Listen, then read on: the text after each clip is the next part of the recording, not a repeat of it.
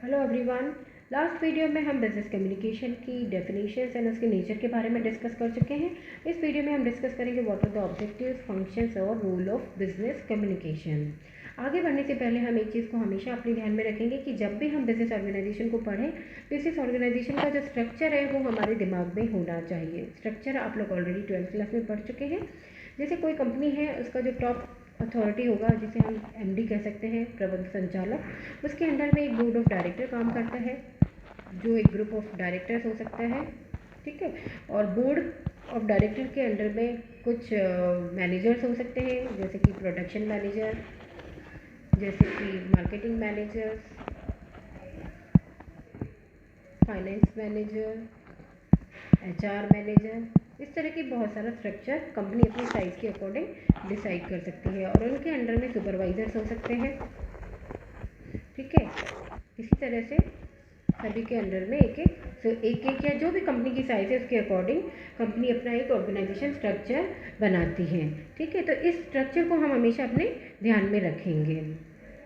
देखिए, अब बात करते हैं ऑब्जेक्टिव्स की। तो कंपनी में जब हम बिजनेस कम्युनिकेशन की बात करते हैं तो हमारे इसकी जो ऑब्जेक्टिव्स हैं उनको 3 भागों में बांटा गया है: internal objectives, external objectives and other objectives. इन तीनों चीज़ों को हम यहाँ पर डिटेल से डिस्कस करेंगे। सबसे पहले हम बात करते हैं इंटरनल ऑब्जेक्टिव्स की। इंटरनल ऑब्जेक्टिव्स कंपनी के इंटरनल स्ट्रक्चर से रिलेटेड होते हैं, यानी जो उसके इंटरनल स्टेक होल्डर्स हैं उनसे रिलेटेड होते हैं। सबसे पहले हम बात करते हैं मैनेजर्स की। जो बिजनेस कम्युनिकेशन है उसका मैनेजर्स के प्रति क्या ऑब्जेक्टिव है, क्या उसका फंक्शन है? To collect information for managers. Business communication helps in providing various information to managers to take decision.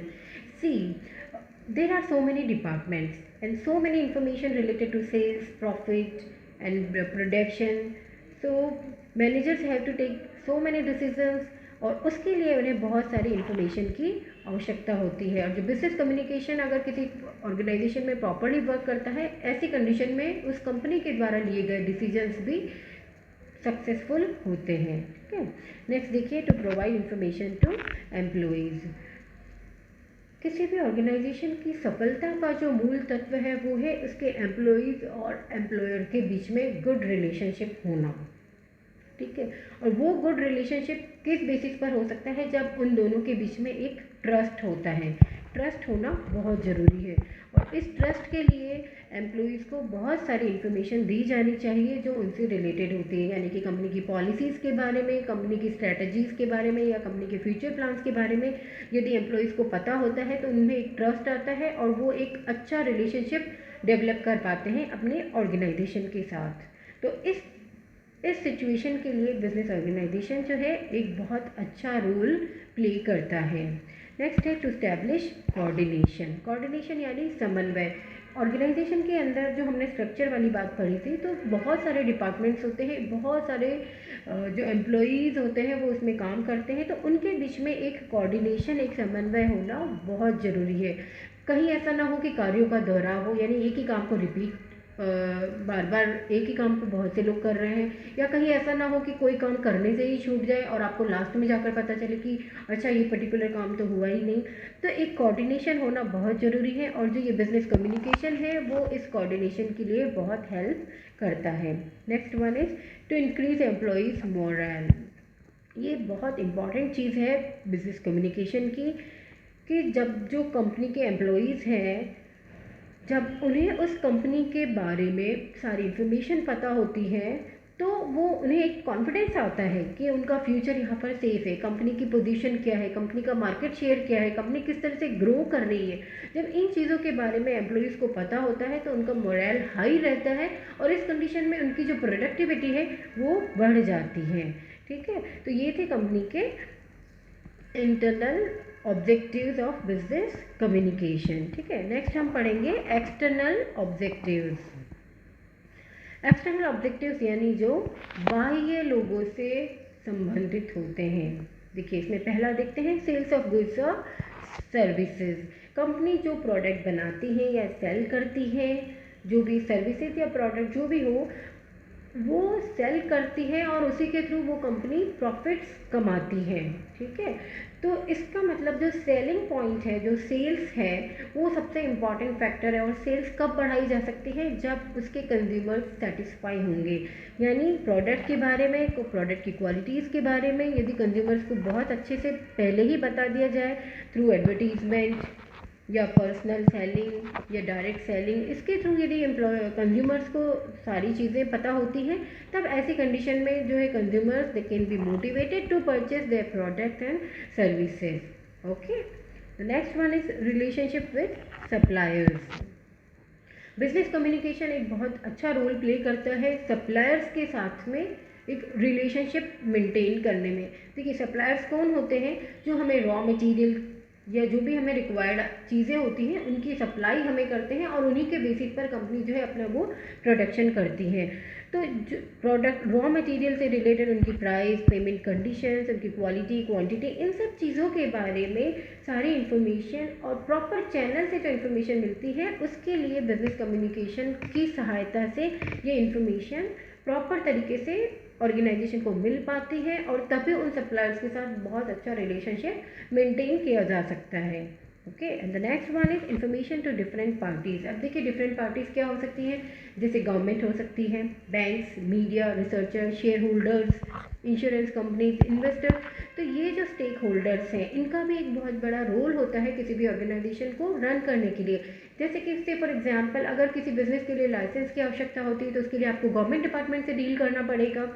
ठीक है, अगर आपको बैंक से लोन लेना है तो आपको बैंक से डील करना पड़ेगा।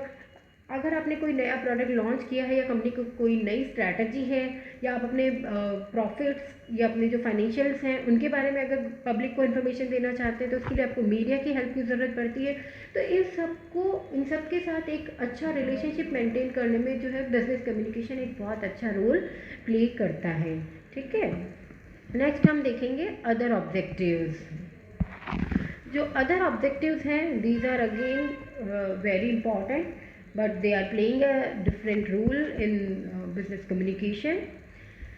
सबसे पहला है इसका इफेक्टिव ऑर्गेनाइजेशन स्ट्रक्चर। देखिए, बिजनेस कम्युनिकेशन के थ्रू जो कंपनी का ऑर्गेनाइजेशन स्ट्रक्चर है उसको इफेक्टिव बनाया जा सकता है। उनकी जो सारे डिपार्टमेंट्स हैं उनके बीच में एक प्रॉपर कम्युनिकेशन चैनल तय किया जा सकता है, जिसे हम डिटेल से आगे पढ़ेंगे। मोटिवेशन टू एम्प्लॉयज़, ये हम ऑलरेडी डिस्कस कर चुके हैं। टू इस्टेब्लिश डेमोक्रेटिक मैनेजमेंट, बिल्कुल सही बात कि किसी भी ऑर्गेनाइजेशन के अंदर एम्प्लॉयज़ जो है, जब उन्हें लगता है कि हमारी भी इम्पोर्टेंस है, जब उन्हें लोकतांत्रिक सत्ता का जब उन्हें आभास होता है, तो वो उस संस्था से जुड़े हुए रहते हैं। और ये जो जुड़ाव है, ये जुड़ाव, ये जो रिलेशनशिप है, ये ऑर्गेनाइजेशन के लिए एक बहुत बड़ा प्लस पॉइंट माना जाता है। Next one is effective control system. जब कंपनी का बिजनेस कम्युनिकेशन जो सिस्टम है, अगर वो अच्छा है, तो कंपनी का जो है कंट्रोल सिस्टम वो भी हमेशा अच्छा बन पाएगा। सक्सेस ऑफ लीडरशिप, जो लीडर है वो कब सक्सेस होगा? जब उसके पास सारी इन्फॉर्मेशन प्रॉपरली उसके पास टाइमली पहुंचती है। ठीक है ना? तो इन्फॉर्मेशन जब उसके पास पहुंचती है लीडर के पास, तभी वो उनके अकॉर्डिंग स्ट्रेटजीज बना सकता है, और तभी उन कंपनी के जो ऑब्जेक्टिव्स हैं, जो गोल्स हैं, उन्हें फुलफिल किया जा सकता है।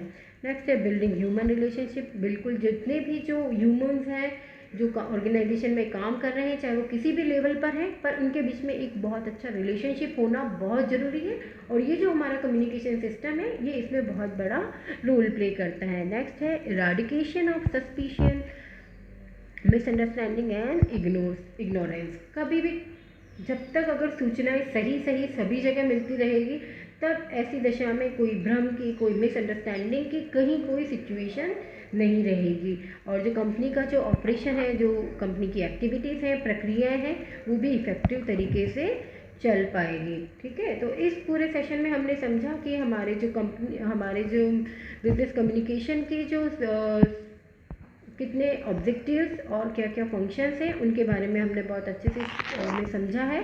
इसे आप बुक्स आप लोग परचेज़ कर लीजिए और अच्छे से इसे तैयार कर लीजिए। Thank you.